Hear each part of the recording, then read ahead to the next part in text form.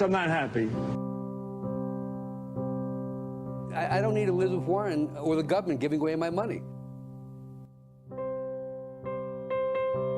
Calling Mike Bloomberg an oligarch has implications in this country that I think are unfair and unreasonable.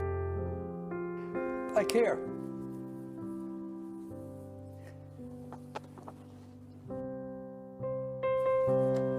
That's it.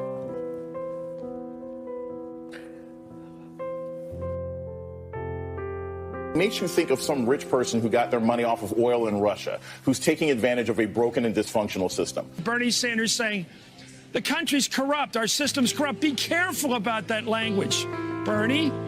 You know, be careful. Oh, well, I'm sorry.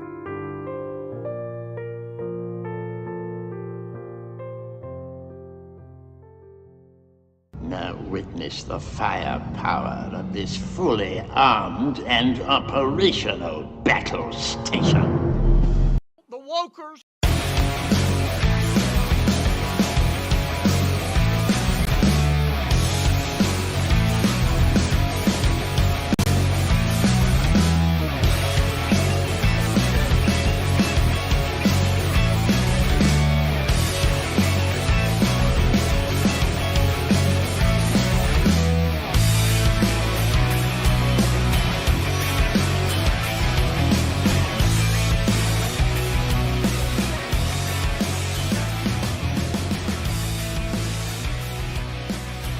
Around the nation, Waldorf Nation.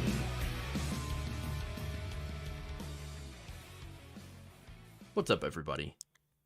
Welcome to the show. It's Monday, start of a new week. And boy, do we have some very unsexy stories today.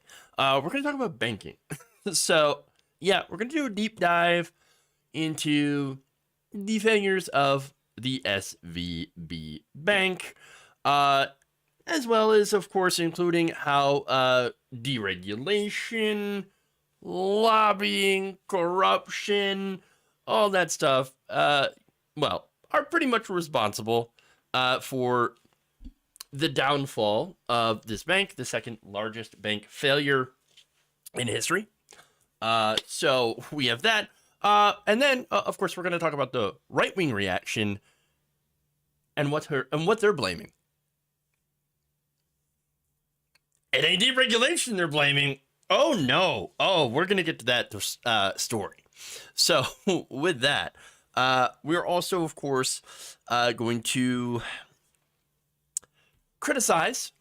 Yes, we're going to criticize the Biden administration for their new Willow, Alaska drilling, oil drilling program.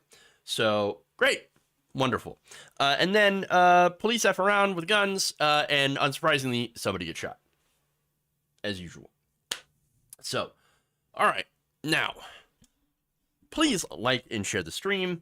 Very important that you do so. Again, I know banking, not exactly a sexy topic, but I think it's a really important thing. It's an important thing to talk about. It's an important, obviously an important example of how deregulation, this has been a theme lately, and obviously should be a theme more often, that deregulation makes for bad things. It makes bad things happen when you eliminate the rules. So, with that said, all right, let's, I guess, get into the details. We're going to start out with, of course, what deregulation we're talking about. Yeah, why don't we get into it? Oh, did I put the... Hold on, I gotta check to see if I put the right videos in today. Just give me 1 second to check.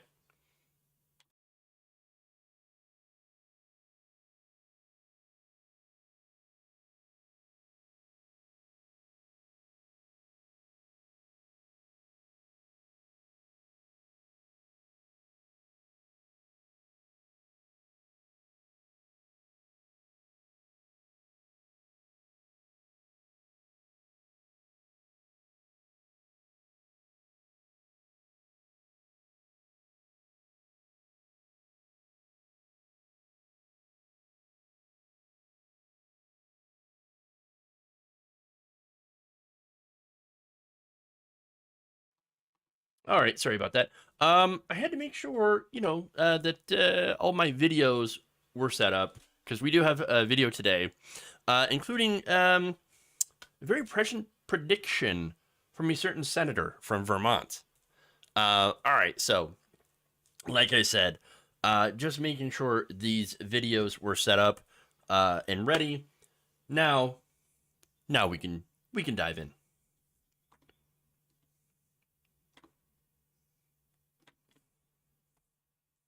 Because you know what?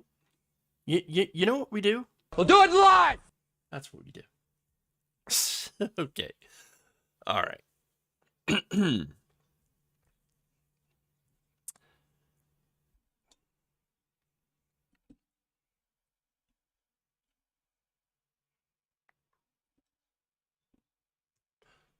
On Friday, Silicon Valley Bank, a California tech startup lender, collapsed pretty dramatically.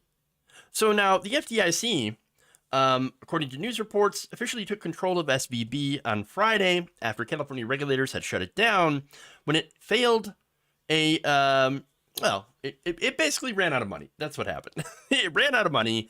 Its stock crashed. Everything completely fell apart. A collapse is a collapse is a collapse. And that's what happened. All right. So now, on Sunday, the Treasury and the Federal Reserve announced that they had stepped in to guarantee uninsured deposits and offered loans to other banks so that they would not have to take losses as a result of the mismanagement over at SVB. So now the Wall Street Journal is like, oh, well, it's kind of a de facto bailout. But here's the thing. Depositors, well, they should get their money back because depositors weren't the ones making the risky bets. So this is actually why this is sort of different, or actually really different from the bank bailouts back in 2008. So these are, again, depositors, a lot of them businesses that put their money in the bank, and the bank basically did risky bets with it. So I'll explain what that is, all right, and what had actually led to this entire thing, okay? But as the Wall Street Journal noted, about 85 to 90% of SVB's deposits were uninsured by the FDIC, which only insures up to about $250,000. So you might think, oh, that's a lot of money. Well, to me it is. But generally, if you're a large or even medium-sized business, you would likely have more than that.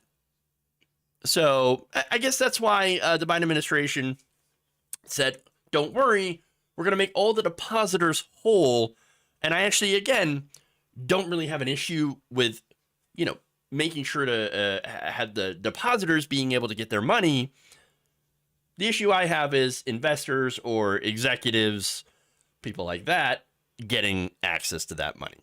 But anyway, so now the government said that they would guarantee deposits at SVB and also at Signature Bank in New York, which also failed over the weekend. So now we have two bank failures. Right. Now, as the Washington Post reports, the decision by the Treasury to backstop all deposits at SVB and Signature, not just those up to $250,000 that are insured under federal law, rested on a judgment that it was necessary to avoid a wider systemic meltdown. And so I get it. You're trying to avoid a run on the banks, which could, again, be even more disastrous. So as I said before, if you're going to, do this for depositors, okay, that's fine. Again, this is no fault of their own. They put money in a bank. The bank screwed it up. Fine. Bail out the investors? No, not fine. And so far, I haven't seen any plan to do that. Okay. So now, a statement on Sunday by the Federal Reserve, Treasury, and the FDIC also noted that no losses associated with their rescue plan would be borne by the taxpayer. They're saying that basically all the banks are going to be responsible through assessments, and that the SVB's assets would be sold off.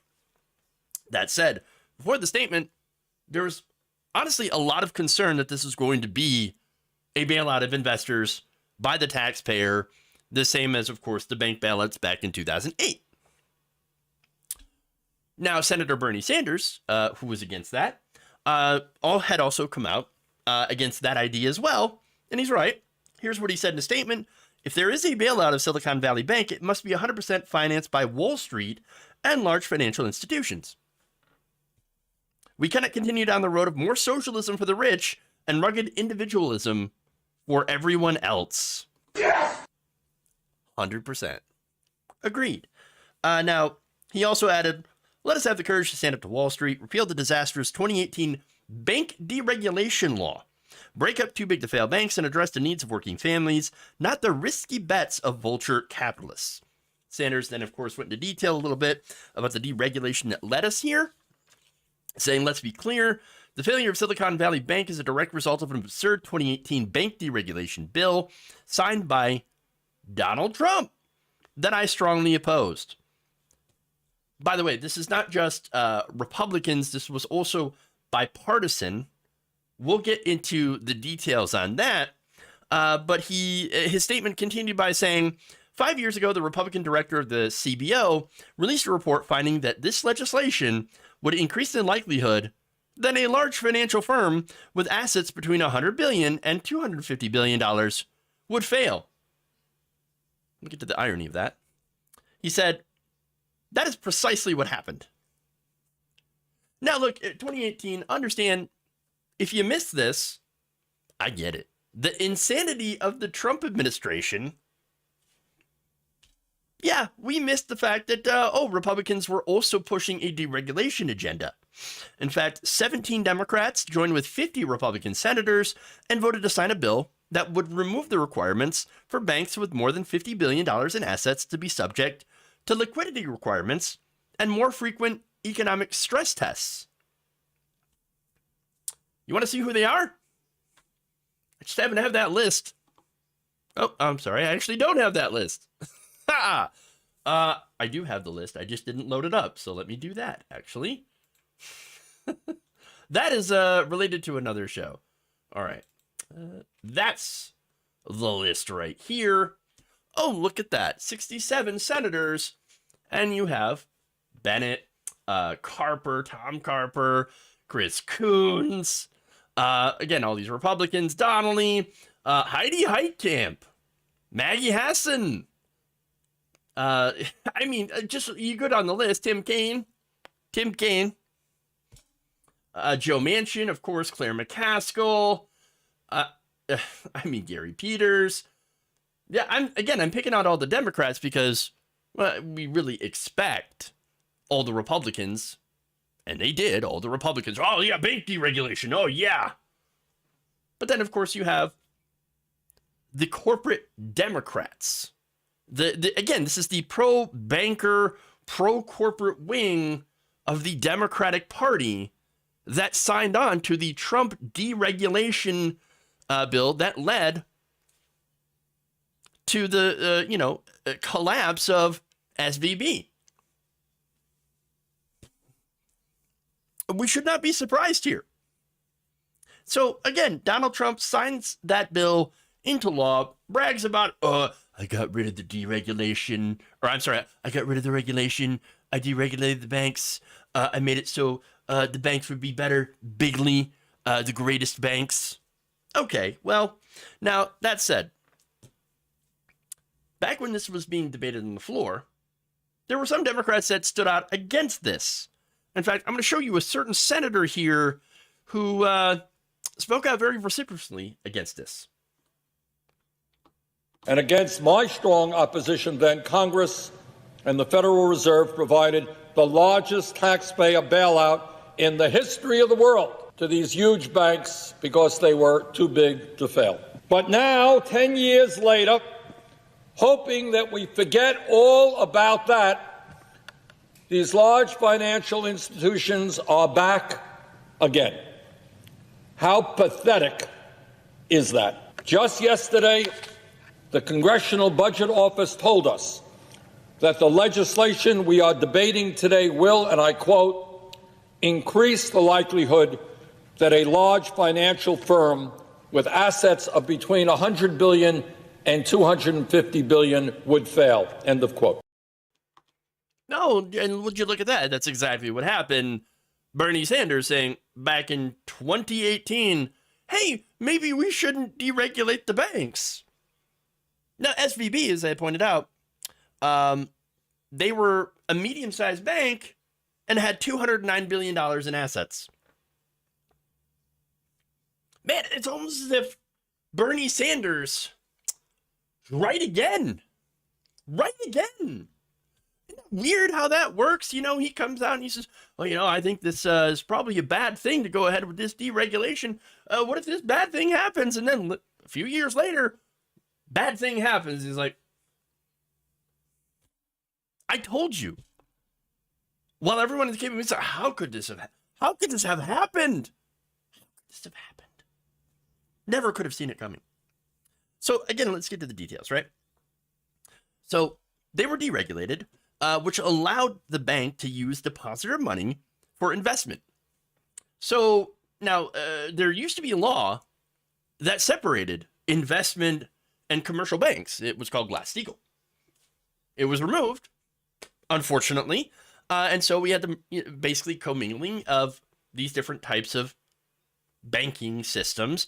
And what you ended up having is depositor money being used to make risky investments far more than the liquidity that they have on hand in case that those bets lose. And that's what happens, and that's why banks fail. Yes. So now in this case, there's a lot of mismanagement at SVB and a lot of bad decisions that were made. So now, interestingly enough, the investments that SVB had made were actually in safe treasury bonds. So these are government 10-year treasury bonds, which are generally considered to be very, very safe. So you might think, wait a minute, how is that a problem?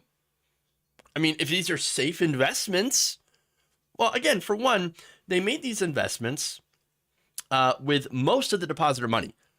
They did not have enough cash on hand for what had come next. Now, had they been properly regulated, then they would have been forced to have enough cash on hand so that they were not shuttered, that were not left in massive amounts of debt. So now, the reason that these government bonds ended up not being safe was thanks to the Federal Reserve. Federal Reserve, which then, of course, well, they raised interest rates. I've talked about this a little bit before.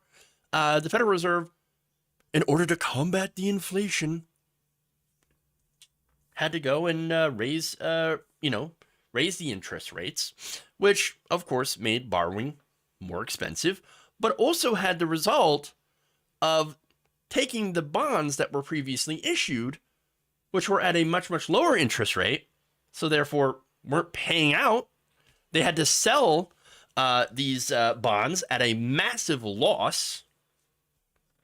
And so they just didn't have enough money when the depositors came to get some of their money out. So now depositors, of course, were also reeling from the higher interest rates. Since again, it was more expensive to borrow money. And of course, when you are a business and you get loans, when you pay back the loans, you get a higher interest rate, then you got to pay more on that loan. You get how that can impact businesses. And of course, there are businesses that have to make payroll, so they take some more of their money out of the bank. But these depositors took too much money out of the bank because the bank didn't have the money to lend them, or to give them their money back, I should say, because they had invested too much of that depositor money into those bonds that were giving the executives a return on investment and investors. And so this was done, of course, to maximize profit, in which, of course, shareholders received and employees received bonuses from. So, yes, that's essentially what happened. Now, the other interesting thing about the rate hikes is that they said that they were doing so, the Federal Reserve, we need to cool inflation. Is inflation all that down at all? No, the result of inflation, again, is yes, increased borrowing costs and increased costs on businesses, as we've seen. And of course, decreased yields from treasuries, the 10-year treasury bonds. But it also was there to cool the economy by increasing unemployment. Okay. Now, the whole point of increasing unemployment is to decrease wages, to drive wages down. That was the overall goal here, I believe, from the Federal Reserve. Because again, most of the inflation that we have seen is not just a result of, again, higher prices due to COVID, because that's where originally it come from. Yes, some price increases, sure, are from increased supply costs, supply chain issues caused by COVID. But most of it's corporate greed. That's where it came from, corporate greed. And so, of course, raising interest rates was not going to solve that issue.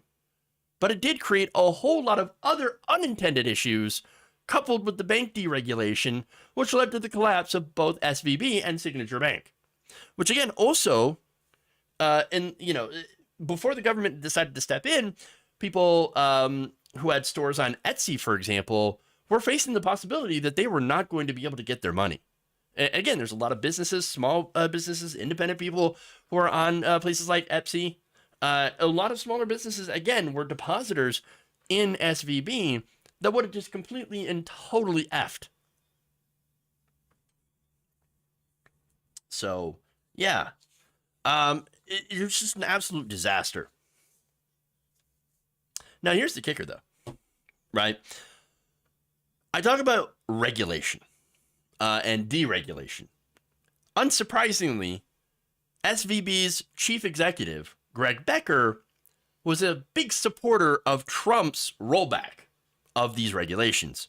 He had served on the San Francisco Fed's board of directors and had sold $3.6 million of Silicon Valley stock under a trading plan less than 2 weeks before they disclosed their extensive losses. And on Friday, actually paid out annual bonuses to employees. So now, wait, if your bank is going under, why are you paying the bonuses? Like, I know, I get, but this is from work done in 2022. Yeah, still, I don't know, that seems to be a problem, okay? Look, SVB employees, by the way, are paid an average of $250,000 a year, which made the bank the highest paying publicly traded bank the previous year, which is, again, that was according to a 2019 Bloomberg report. And per Glassdoor's latest update on March 9th, the highest paid role at SVB was managing director with a salary of $583,566. So they were pretty well paid. Speaking of well paid, again, according to CNBC, top executives, including the CEO, sold their shares worth $4.5 million before its collapse. I'm sure that's a coincidence, though. I'm sure. Look, here's the thing. This is an obvious example of deregulation and what happens. And it seems to be a theme. You see, we've had deregulation in so many industries over the last, few decades.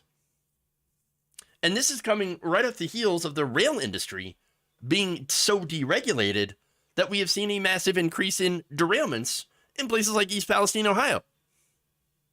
And again, many other places, many other derailments that have happened since. Deregulation. That is the problem. Deregulation destroys. And again, in every single, example here, lobbyists from these industries said, you got to eliminate the onerous regulations. You have to get rid of the regulations. We're drowning in government bureaucracy and red tape. No, it turns out you need rules. And the reason they say that is, of course, they're not actually drowning in bureaucracy and red tape. They just want to make more short-term profits. And that's really it at the end of the day. And yes, some of these rules make it so that you don't cut corners or make risky investments if you're a bank. Or, by the way, don't have to upgrade your Civil War era braking system if you're a rail company. Now, that's going to cost you money in the short term, and that sucks.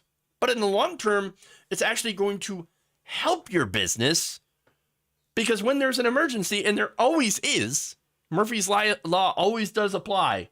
If something can go wrong, it will. And it seems to always happen after deregulation. They remove these rules, and guess what? Something bad just happens to, well, happen. And there you go. You have a disaster.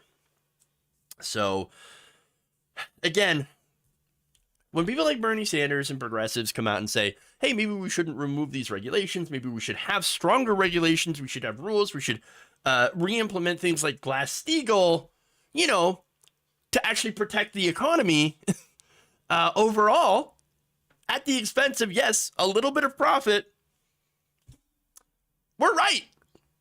Because if you don't, well, we're living in the time, in the era where we don't have these regulations, and would you know it, bad things keep happening.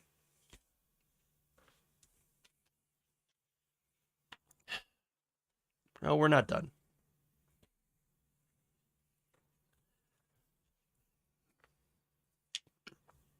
We have more.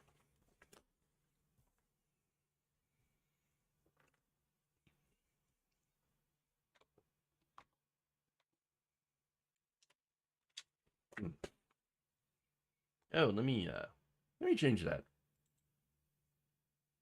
Hold on.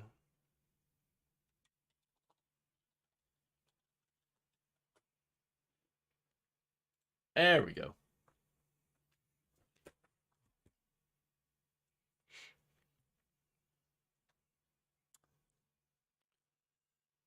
Just months before the collapse of Silicon Valley Bank, the bank's lobbyist groups fought a proposal that would require financial institutions bolster the FDIC. So now the FDIC, also the Federal Deposit Insurance Corporation, organization that was set up after the Great Depression. So the 1933 Banking Act, which brought us a lot of great things that unfortunately lobbyists and corporate Republicans, corporate Democrats teamed up together to water down. Well, look, it brought us a lot of great things like the FDIC. Now, the FDIC is funded by its members and currently covers lost deposits up to $250,000. So now, after the fall of SVB, a lot of people are looking at that and saying, you know, $250,000 might not be enough to cover all the depositor losses. Well, yeah, that makes sense. Now, again, the fund not having enough money to pay for it in the event of a financial crisis, that's a big issue. And it's an issue the FDIC is quite well aware of.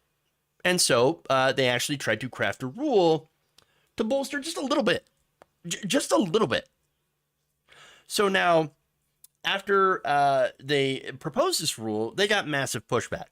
According to The Lever, last year, bank lobbying groups mobilized against the FDIC's proposal to raise banks' insurance premiums to shore up the deposit fund's reserves, which had actually fallen below the minimum required by law. So, again, you're supposed to have a minimum amount of money in the FDIC, which, again, had been depleted several times, actually. So, in fact, the last time it ran out of money, I believe, was in 2008. So, yeah, that's an issue, okay? You would think that, hey, maybe we should regulate the banks to make sure that they pay in enough money to the FDIC so that if this happens, they have enough money to cover the depositors. Now, lobbying groups, however, representing Silicon Valley Bank, argued that the risk of bank failures was low and insisted that requiring banks to pay more into the fund would actually harm their financial institutions' bottom lines. Oh my God, he admitted. My profits, my beautiful, beautiful profits. How dare you make us pay more into the insurance fund? I mean, it's not like we're ever going to need it. Wait. Yeah, I just love it. Well, the risk is just so low. Oops. Now, numerous other enhancements to prudential standards have also encouraged banks to strengthen their balance sheets and risk management, said an August 2022 letter to regulators from lobbying groups, including the American Bankers Association, the Bank Policy Institute, and the Mid-Sized Bank Coalition of America, all of which counted Silicon Valley Bank as a member. And they said the proposed increase would unduly burden the banks and may harm the broader economy. Well, what happens when you have a run on banks? Oh, right, you harm the broader economy.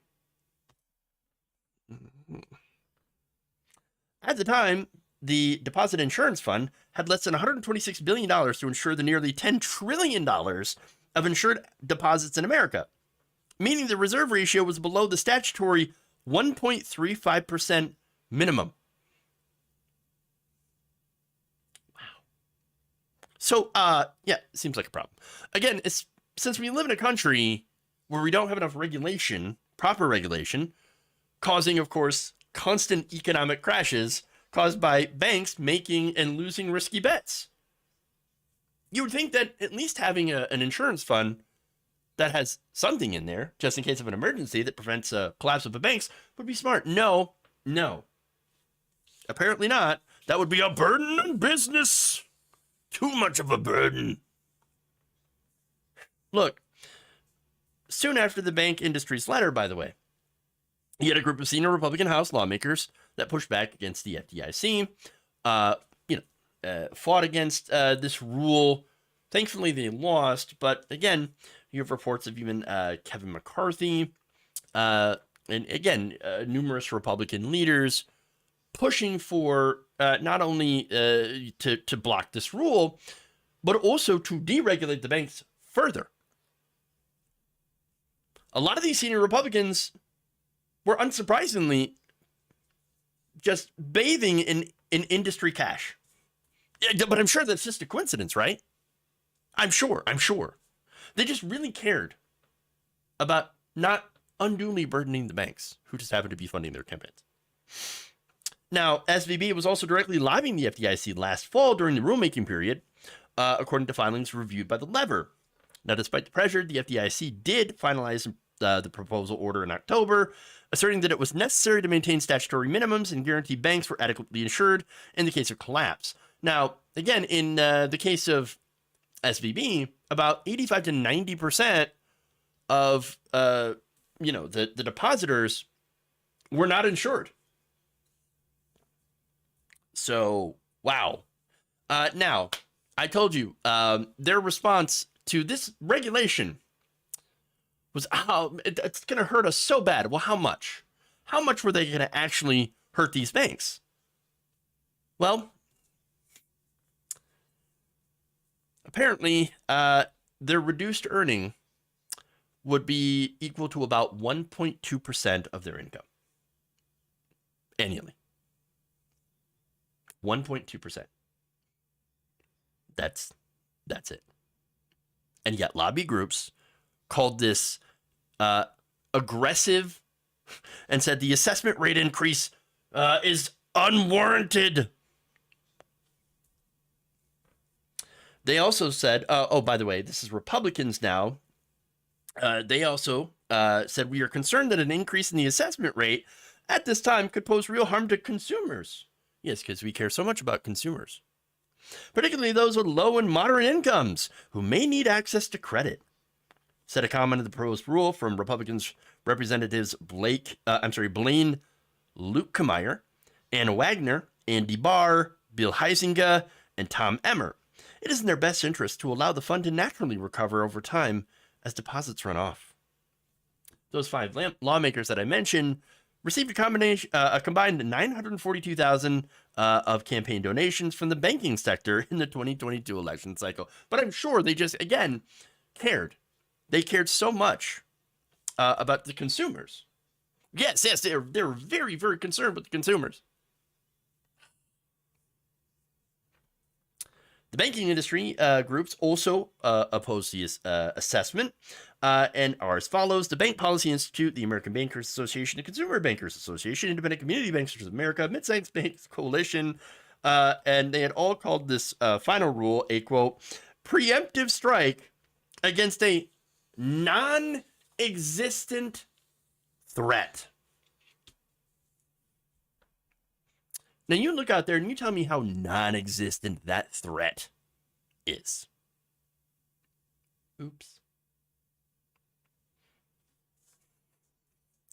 So yeah, now look, there are people out there calling on Congress and regulators to consider temporarily raising the $250,000 limit on deposit insurance.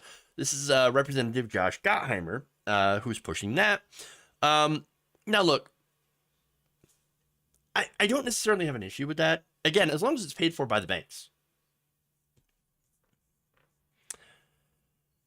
$250,000, as I mentioned, quite small. Now, banks have been fighting against raising that limit because, again, they would have to pay more into the FDIC fund, which would impact their profit margins. Yes.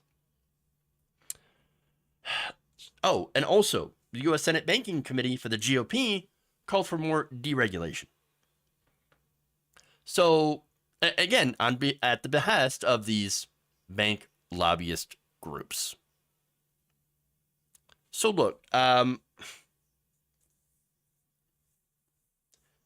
the fact that we have a government that allows for private corporations to give unlimited amount and private individuals to give unlimited amounts of money to political campaigns and to call it speech or whatever. I mean, that's opened the floodgates to, well, this corruption, where you have industries paying off politicians to then pass laws on their behalf, which then, ironically, ups the risk for the rest of us.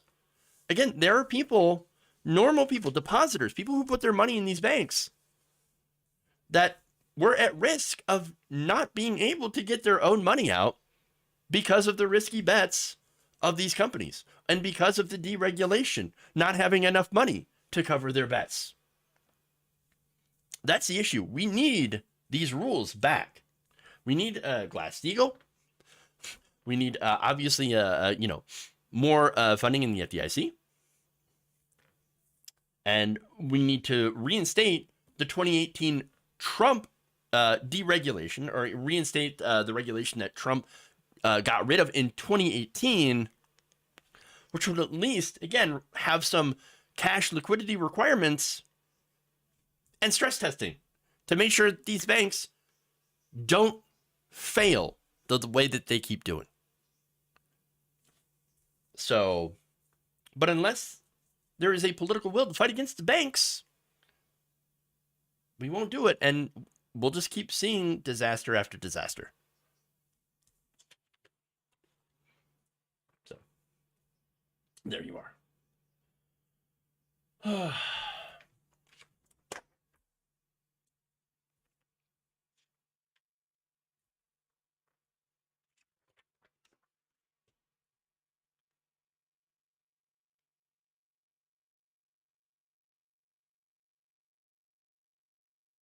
Let's move on to what the right wing really thinks is the problem, or at least some members. It's a fun video. All right.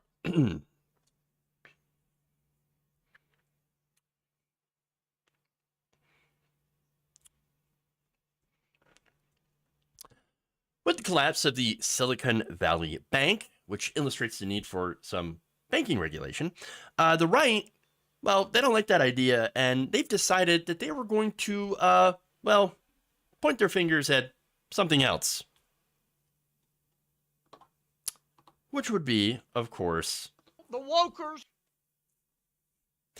we're going to start with Florida Governor Ron DeSantis, who on Fox News said this. Maria, it just appears to me, this bank, they're so concerned with DEI and politics and all kinds of stuff. I think that really diverted from them focusing on their core mission. Oh, the woke. It's the wokeness. Oh, you see, it's the woke caused them to devolve from the core mission, which is making money. But wait, hold on. how is the not, that doesn't make any sense. That makes no sense. What does wokeness have to do with this? Again, we have a lack of regulation on the banks.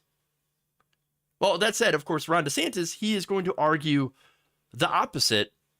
I also look at it and say we have such a morass of federal regulations. We have a massive federal bureaucracy, and yet they never seem to be able to be there when we need them to be able to prevent something like this. And so we'll see what they do going into tomorrow, but I think it's just very disappointing. Kind of reminds me of stuff that we saw in the financial crisis or in Bernie Madoff, where you had warning signs, and yet the government, this is supposed to be their job, and they always seem to whiff when it counts.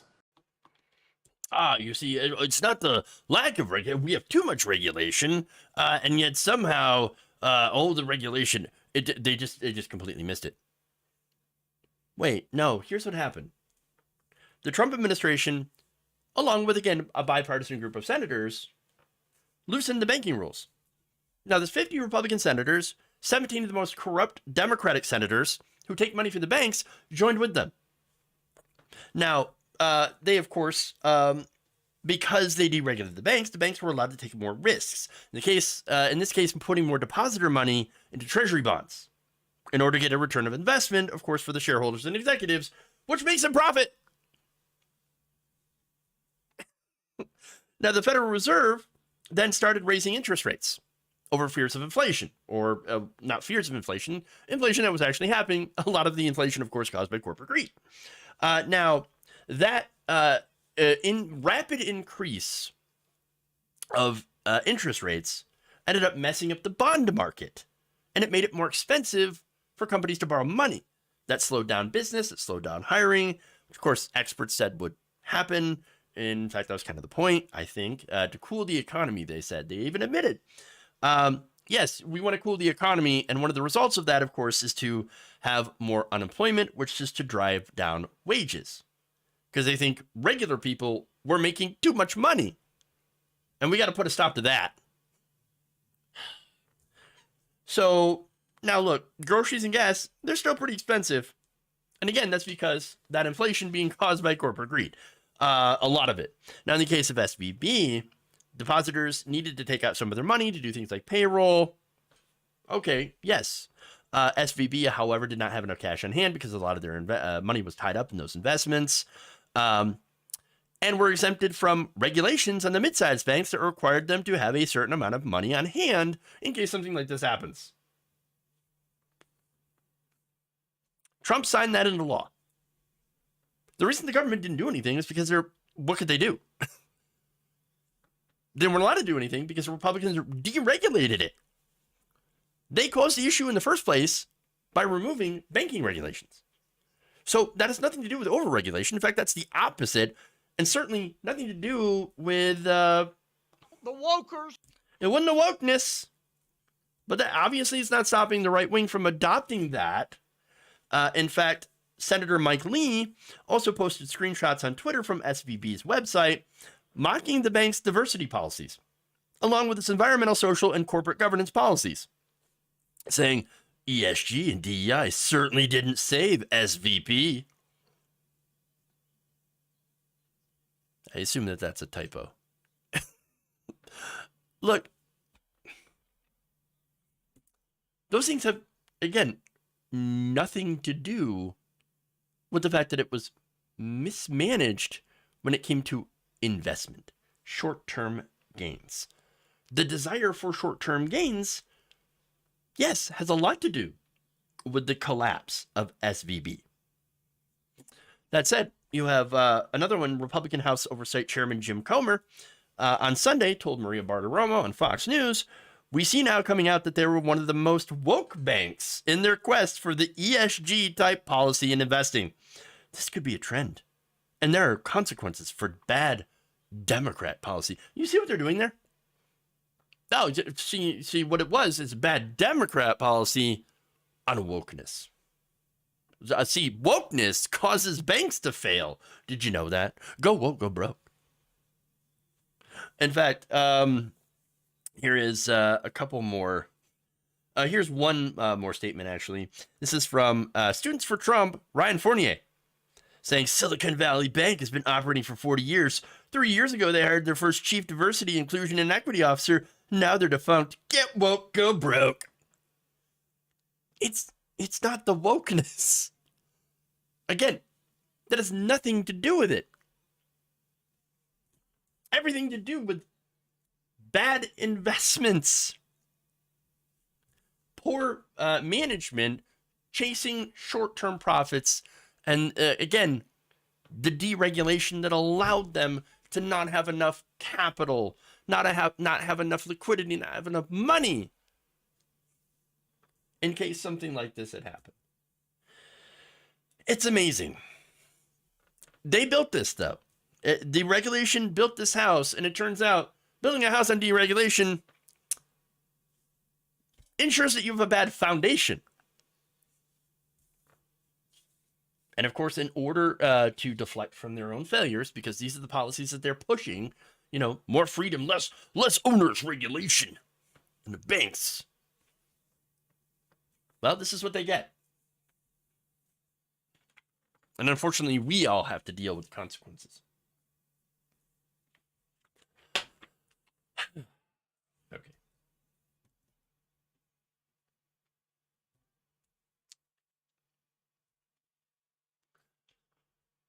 Blaming diversity, disgusting. Oh, yeah, of course. I didn't see anything on how much they did in stock buybacks, but if there's something that I see on that, oh, of course I'm going to talk about it. But first, let's go to, well, we go from banks failing to, of course, what's going to lead to the failure of our climate. Yay. 30% of signature banks deposits were from cryptos. Yeah.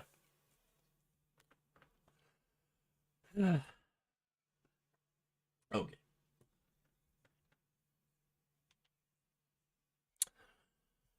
On Monday, President Joe Biden approved of a massive oil drilling project on federal land in Alaska, leading to, of course, a lot of outrage by environmental groups and people who actually care about, you know, having a livable environment. Now, environmental groups are saying ConocoPhillips' $8 billion Willow project, which could produce about more than 600 million barrels of crude oil over the next 30 years, would add about 280 million metric tons of carbon dioxide to the atmosphere at a time, of course, where we shouldn't be adding that much, or much at all, or any, honestly. So I have some statements here from progressive groups. Food and Water Watch Executive Director Winona Hodder said in a statement, "There's simply no justification for President Biden's decision to approve a massive new oil drilling scheme that will lead to decades of air and climate pollution. This decision is part of a disturbing and disappointing trend with this White House." I mean, is it really all that unexpected, though? Honestly? And I'll get to why I say that, but she says, President Biden refuses to take the necessary actions to rein in climate catastrophe while issuing rhetoric that professes concern for the existential threat that we all face. He cannot have it both ways. Promoting clean energy development is meaningless if we continue to allow corporations to plunder and pollute as they wish. Well, look, understand that having it both ways is a classic political move that a lot of Democrats engage in. Again, let's be honest. As he does this, Biden announced restrictions on offshore oil leases in the Arctic and across Alaska's North Slope, while the U.S. Department of the Interior said it would issue new rules to block oil and gas leasing in more than 13 million of the 23 million acres that form the National Petroleum Reserve in Alaska, where the Willow Project is located. So ConocoPhillips, though, I guess apparently you could say they're getting special treatment for some reason. When really, I mean, we shouldn't be authorizing any more drilling projects. We should really be focusing all of our time and energy to try to transition away from fossil fuels. In fact, the International Energy Agency, which is actually pretty conservative in their assessments, warned that new fossil fuel projects are incompatible with averting the worst consequences of climate change. And so, you know, there's a lot of warnings out there from scientists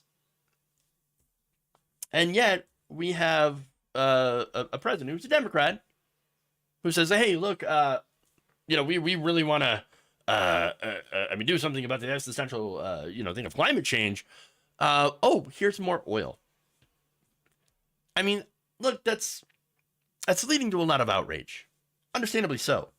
Kristen Monsell, senior attorney at the Center for Biological Diversity, said this in a statement, quote, "It's insulting that Biden thinks that this will change our minds about the Willow Project. Protecting one area of the Arctic so you can destroy another doesn't make sense, and it won't help the people and wildlife who will be upended by the Willow Project. We need to protect the entire Arctic and stop building massive oil and gas developments that would contribute to greenhouse gas emissions for years to come. Biden approved Willow knowing full well that it will cause massive and irreversible destruction, which is appalling." Yeah, look, of course, we're not dealing with idiot Republicans who don't believe in climate change. Joe Biden is well aware of the impact that this is going to have on the climate. But he's going ahead with it anyway. It's disastrous. Now, Monsell continues by saying people and wildlife will suffer, and extracting and burning more fossil fuel will warm the climate even faster. Biden has no excuse for letting this project go forward in any form. New Arctic drilling makes no sense. And then they went on, of course, to say that we're going to challenge this in court, saying that we're gearing up for action and fighting hard to keep ConocoPhillips from breaking ground. Also said that the president has left us in the cold. It's a little bit of a pun there that I appreciate, and missed major opportunity to live up to his climate commitments. Earth Justice President Abigail Dillon echoed the statement, saying to the Times that the Biden administration's tinker at the margins won't remedy legal failures to address this project's outside harms, and we expect to see them in court. And I hope that they're successful. Look, here's the thing that we obviously expected from the Biden administration. Nothing will fundamentally change. Now, look, what Democrats are good at is tinkering around the margins. Okay? And by the way, some good can come from that. And I don't dismiss that. Of course, there's good things that come around from, giving a tweak here, a little bit more healthcare there, capping the price of insulin. Great. But if all you're doing is attacking the margins and not actually going after the systemic issues, the big systemic issues, for example, in the healthcare example, not allowing Medicare to negotiate prescription drug prices, not pushing for that, not fighting for universal health care, which is popular with the vast majority of American people. What you're doing, again, is you're still allowing the problems of the pharmaceutical industry and the insurance industry to put profits over people's lives. So that's an issue, right? That's my problem with the incrementalism of the Democratic Party. Again, I'm not saying that they don't have some good results when they do actually do something, and I applaud them for it. But there's so much more that can be done. But getting back to Biden's promise to donors before his election, nothing will fundamentally change, and this is an example of that. Nothing has fundamentally changed. There is still massive new oil and gas drilling projects all across the country that are contributing to massive climate change. We've already got a rough enough future ahead of us. Even if we do manage to have some drastic action, which we are not going in the direction of. So it looks like the most likely scenario is keep hitting around that, hitting around those edges and not really addressing the radical change that we need to do. Well, we continue in that direction, it's going to be far worse than it needs to be. And that's, again, because politicians are too afraid to take on the massive oil and gas lobbies.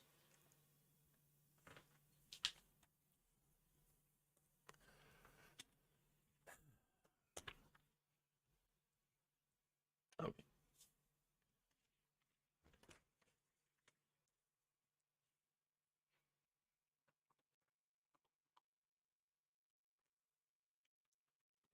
in this segment of Responsible Gun Owner of the Day. It involves cops.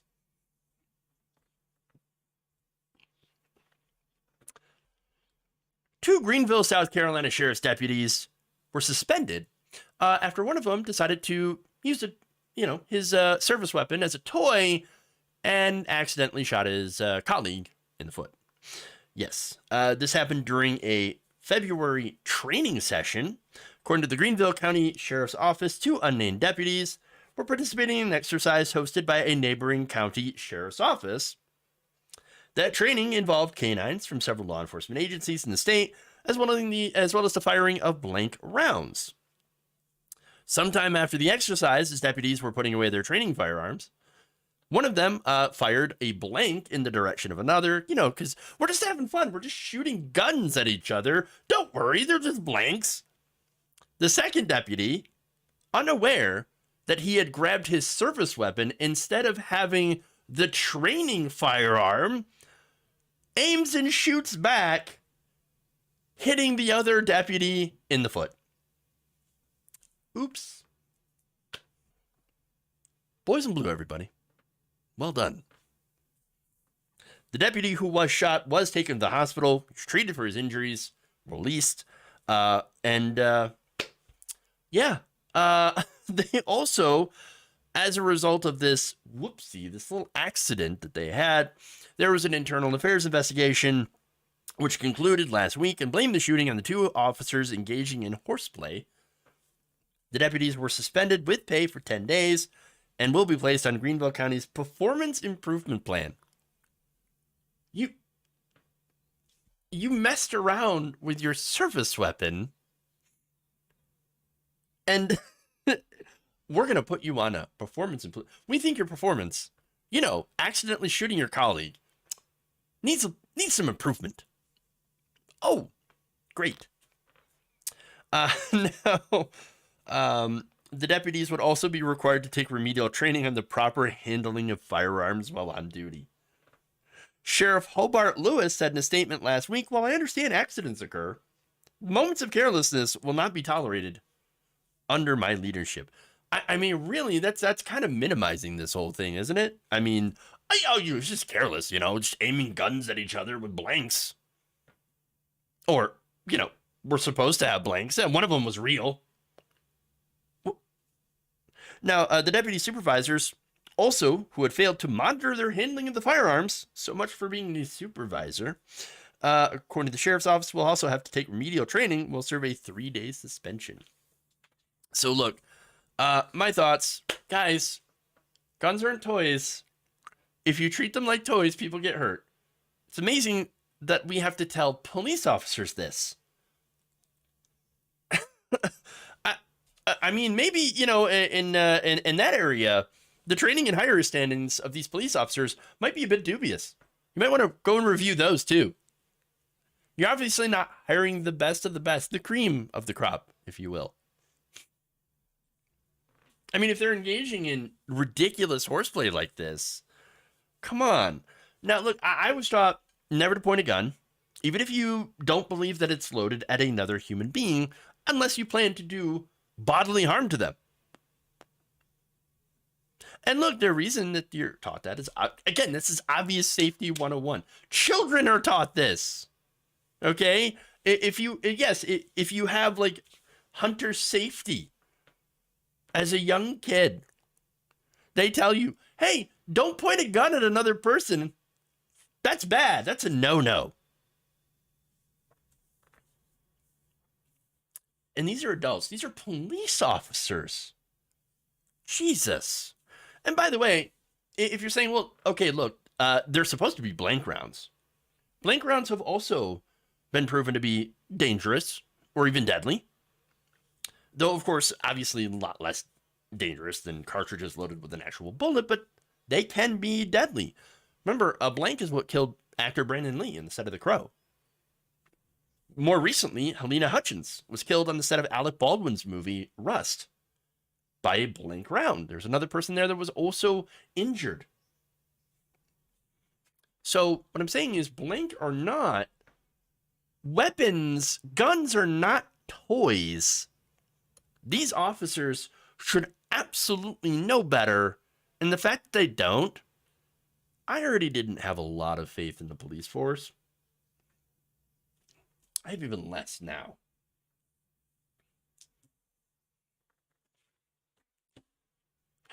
Okay. With that, that's all I got. Thank you for going around the nation with me today. Please like and share the stream if you haven't already. Really appreciate it if you did. All right, so let's go here. The brown note. Oh, that's. By the way, I enjoyed that name. It's a good reference. Hold on. Gotta find a response to that. Brown note says, as a member, Bernie hasn't considered it's the woke's fault.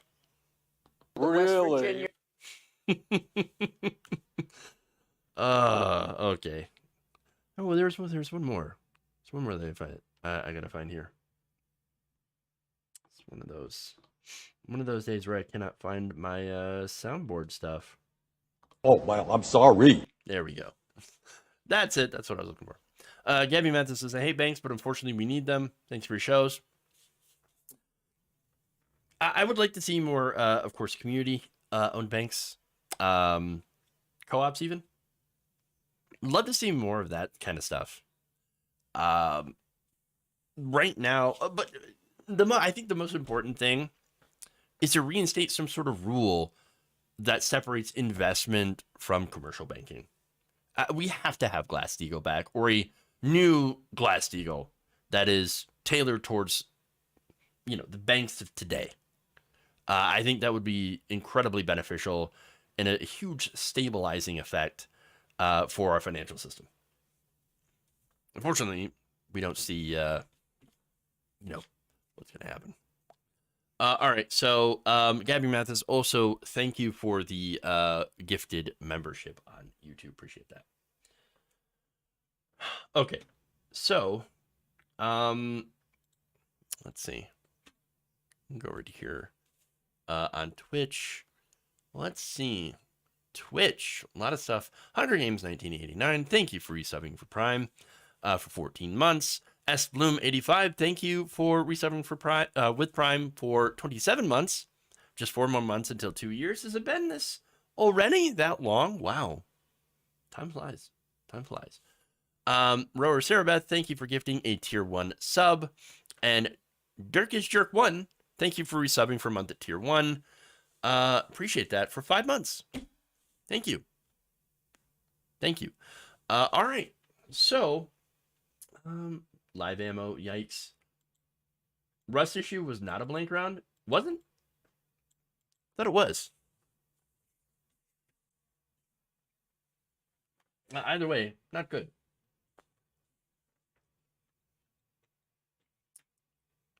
All right. Every gun is loaded, even if it's not. Yeah, it's a good rule to follow. Good rule to follow. Oh, it was supposed to be a blank. Well, yeah, it was supposed to be blank. It's a prop gun. If it had accidentally been loaded with a real bullet, that's obviously massively dangerous. Still, got to be careful with those things. There was one actor, too, that took a prop gun with actual blanks in it, put it to his head, discharged it thinking that it was going to be funny, like a joke. 3 months later, he died. Because he was I think he was in like a coma or something. Yeah. Disastrous. Okay. All right. So, like I said, please like and share. Thank you for all the super chat, or not super chats, but memberships and the gifted subs and the resubs. Appreciate that a lot. All right, everybody. We're out. Twitch community. We will do a raid. Let's see. Who do you think we should raid today? Kind of curious who you want to go to. real like quick suggestions here. Twitch community. And that I guess we'll just go to do a surf trade. All right, like I said, love you all. We'll see you back here tomorrow, and remember, change begins with you. Good night, nation.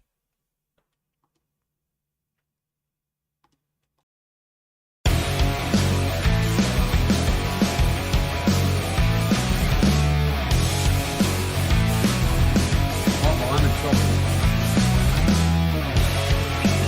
Oh man, I'm sorry. Oh no!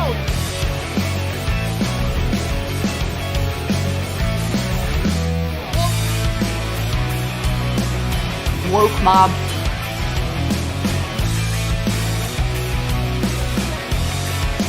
Jewish space lasers. There's no ice cream in hell.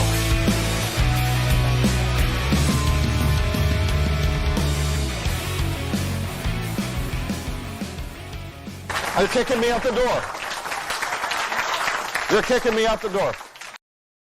USA, USA, USA.